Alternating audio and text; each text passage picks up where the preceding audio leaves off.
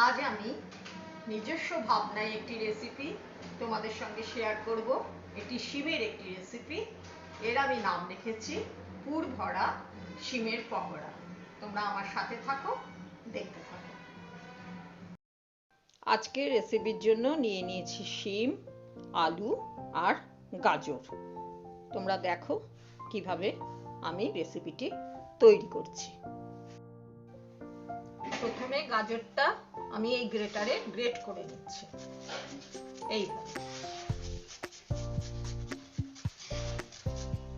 এইভাবে পুরোটা আমি গ্রেট করে নিচ্ছি। এইভাবে গাজরটাকে গ্রেট করে নিলাম। এরপর আলুটাকে সেদ্ধ করে নিয়েছি, নিয়ে আলুটাকেও কিন্তু আমি এখানে গ্রেট করে ফেলছি। আলু গাজর দুটোই আমার গ্রেট করা হয়ে গেল। এরপর কি করি তোমরা দেখতে থাকো। হালকা করে শিমগুলো সামান্য 1 চিমটে নুন দিয়ে আমি সেদ্ধ করে নিচ্ছি। খুব হালকা সেদ্ধ হবে কিন্তু। কড়াইয়ে তেল গরম হয়ে গেছে। প্রথমেই দিয়ে দিলাম সামান্য একটু কালো জিরে। কালো জিরে দেওয়ার পর কালো জিরেটা দিয়ে এরপরে একটু পেঁয়াজ কুচিয়ে নিয়েছি, লঙ্কা কুচিয়ে নিয়েছি, ছোট্ট একটা পেঁয়াজ, আর এখানে আছে কাঁচা লঙ্কা কুচোনো। এগুলো সব এর সঙ্গে দিয়ে দিলাম। এবারে এটাকে একটু ফ্রাই হতে দেব। কাঁচা লঙ্কা আর পেঁয়াজের খুব সুন্দর গন্ধ বেরিয়েছে। এটা একটু ফ্রাই হয়ে যাক। একটু ফ্রাই হওয়ার পর একটু নরম হয়েছে পেঁয়াজটা। এবার আমি সেই গ্রেটেড গাজরটা এটা দিয়ে দিলাম।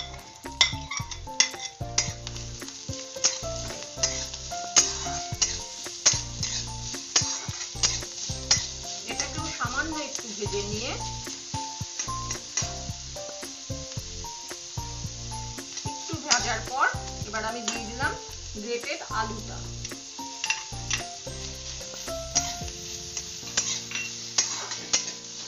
একটু ভাজা ভাজা করে নিচ্ছি।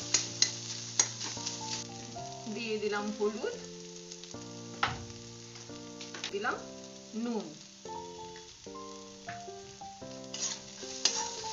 এটা একটু মিশিয়ে নেওয়ার পর এবারে মিশিয়ে দিলাম অল্প একটু জিরের গুঁড়ো। খুব বেশি দেব না, 1/2 টিস্পুন মতন জিরের গুঁড়ো দিলাম। এবার আমি এটাকে ভালো করে কষিয়ে নেব। কোনো জল পড়বে না, কিছু না, শুধু চাপা দিয়ে দিয়ে আমি এটাকে কষাবো। এই চাপা দিচ্ছি, আবার কিছুক্ষণ পর ফিরে এলাম। দেখো পুর আমার পুরো রেডি। এবার আমি এটাকে খানিকক্ষণ ঠান্ডা হতে দেব। এরপর আমি কি করব তোমরা আমার সাথে থাকো, দেখতে থাকো। দেখো এইভাবে শিমগুলোকে ব্লাঞ্চ করে আমার নেওয়া হয়ে গেল। এরপর আর এই পুর রেডি করেছি যেটা, এবার আমি শিমগুলোর সাইডে এই যে শিরা মতন থাকে এগুলো কিন্তু সব ক্লিন করে নিয়েছি। এরপর আমি এটাকে হালকা করে এই যে একটু পকেট মতন করে নিচ্ছি। এই যে ভেতরে বীজ রয়েছে, যারা বীজ পছন্দ করো তারা হাতেই বীজগুলো সেদ্ধ যেহেতু হয়ে গেছে হাতে এগুলো করলে এর সঙ্গে মিশিয়ে নিতে পারো। আর যারা পছন্দ করো না তারা এটা দিও না। এরপর আমি এর মধ্যে এইভাবে পুরগুলোকে ঢুকিয়ে দিচ্ছি। এইভাবে আমি এক একটা করে শিম রেডি করে নিচ্ছি। এইভাবে আবার একটা আমি দেখিয়ে দিচ্ছি। পাশের এই শিরাগুলো কিন্তু আমি ক্লিন করে নিয়েছি। এই পকেটের মতন খুলে নিলাম, ভেতর থেকে বীজ বার করে নিলাম। এরপর এই পুরটা আস্তে আস্তে আমি এখানে দিয়ে দিচ্ছি। এইভাবে দিয়ে এইভাবে প্রত্যেকটা পুর দিয়ে আমি গুছিয়ে নিচ্ছি। দেখো প্রত্যেকটার মধ্যে পুর কিন্তু আমি একদম এই যে ভরে নিয়েছি। এবার আমি কি করি তোমরা আমার সাথে থাকো, দেখতে থাকো। এখানে নিয়ে নিয়েছি 1 কাপ বেসন, ছোট কাপের। এটা নিয়ে নিলাম। এরপর দিয়ে দিলাম এই 1/2 কাপ চালের গুঁড়ো। দিলাম একদম 1 পিঞ্চ বেকিং সোডা। তোমাদের কাছে যার যেটা অ্যাভেলেবেল সে সেটাই দেবে। এবারে এগুলোকে একটুখানি আমি মিশিয়ে নিচ্ছি। মেশানো হয়ে গেল, দিলাম পরিমাণ মতন নুন, একটু হলুদ, ভালো করে মিশিয়ে নিলাম। এবারে আমি অল্প অল্প জল দিয়ে এটাকে পুরো গুলে নিচ্ছি। যতটা থিকনেস আমার দরকার সেই মতন আমি এটাকে গুলে নিচ্ছি। দেখো, এই আমার বেসন, চাল গুঁড়ি আর খাবার সোডা বা বেকিং পাউডার যার কাছে যেটা অ্যাভেলেবেল সেটা দিয়ে দেবে। তাই দিয়ে আমার এই গোলাটা রেডি। এই হচ্ছে তার কনসিস্টেন্সি বা ঘনত্ব, যেভাবেই বলি না।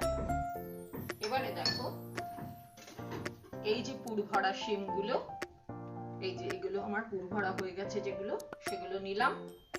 নিয়ে কড়াইয়ে তেল কিন্তু গরম হয়েছে এবং খুব যে গনগনে গরম তা নয়, একটু হালকা গরম। এবার আমি শিমগুলোকে এর মধ্যে ডুবিয়ে নিলাম। ডুবিয়ে নিয়ে খুব আলতো করে এখানে ছেড়ে দিচ্ছি। এইভাবে প্রতিটাই আমি সিমে রেখে কিন্তু ভাজবো। আমি কিন্তু এটাকে হাই ফ্লেমে কখনোই ভাজবো না, সিমে রেখে একদম আস্তে আস্তে আমি এগুলোকে ভেজে নেব। দেখো, এবারে আমি এক পিঠ উল্টে দিলাম। এক পিঠ উল্টে দিলাম। এবারে এগুলোকে আমি একটু সোনালি করে ভেজে তুলব। দেখো, এগুলো সোনালি হয়ে রং ধরে নিয়েছে। এবার আমি এগুলোকে তুলে নিচ্ছি। ব্যাস, এইভাবে কিন্তু আমি বাকিগুলো ভেজে নিচ্ছি। পুর ভরা শিমের পকোড়া একদম রেডি টু সার্ভ। তোমরা বাড়িতে করে দেখো। এটা চায়ের সাথে বা কফির সাথেও স্ন্যাক্স হিসেবে খেতে পারো, আবার ভাতের সাথেও প্রথম পাতে কিন্তু খুব জমে যাবে।